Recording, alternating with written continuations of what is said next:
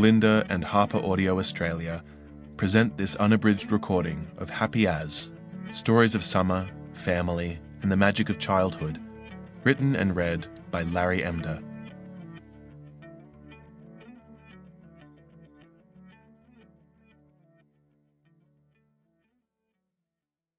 I love you. I'm so proud of you.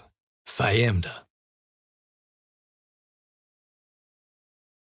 Warning, this book may include facts, or may not.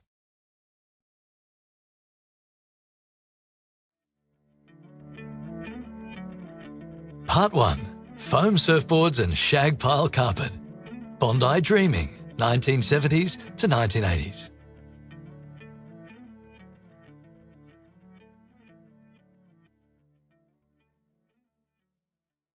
KFC and bleeding nipples, 1972.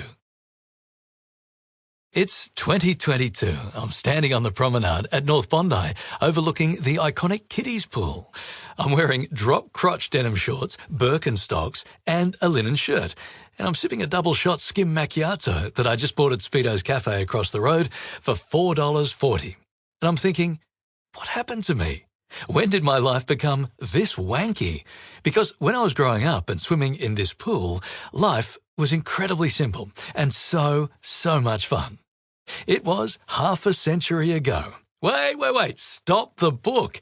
That's how an old man would start his first chapter. Has my life been going on for so long, I need a half a century reference in there. Oh, dearie me. Oh, shit. There's another thing an old man would say. This book was a stupid idea. All it's doing is proving that I've accidentally become an old man. Going off on a tangent is also something an old man would do, so maybe I should get on with the story before this old man gets so far off course he forgets what this story is about. Back in the day, the beach was our backyard, and the North Bondi Kiddies Pool was our favourite hang. My sisters, Nikki and Martine and I, were all under 10, and we would splash around in this pool all day. Would I get out and run the 200 metres to the public toilet to go for a wee? As if. Back then, we thought the water temperature was increasing naturally as the sun got higher and the air warmed up. But now that I know more about science and stuff, I think I can safely say that the more kids weed in there during the day, the more it heated up. It's a tidal pool, and at high tide, you could jump off the pool wall into the deeper end. Not so deep, really, maybe a metre. On days when there was a big surf, the waves would smash against the wall and spray up and over, and we'd hang onto the railing, which was just a rusty chain, and swing back and forth as the waves smashed into us.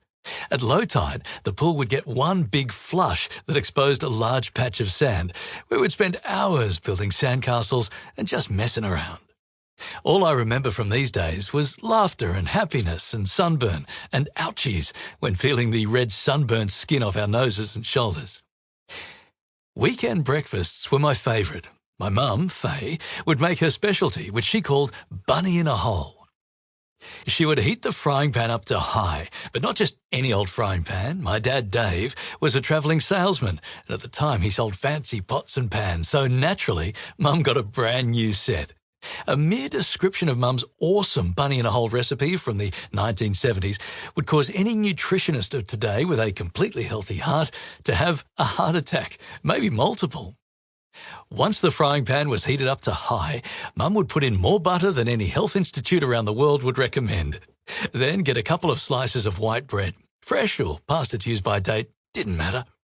Actually, according to my best writing companion, Wikipedia, use-by dates for food in Australia didn't really kick in until 1978, which means before that, we'd just keep eating the white bread until it went a little mouldy. Then you could just kind of cut or tear the mouldy bits off and keep going.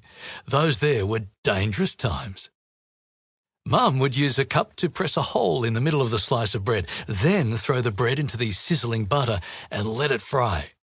Once it crisped up a bit, she'd crack an egg into the hole. Wait, I almost forgot. She'd put another tablespoon of butter into the hole, more sizzling and spattering, then put the egg in and cook it good. Cook it real good. Now the egg is perfectly set and the toast is perfectly fried. Thank you, butter. Sample complete. Ready to continue?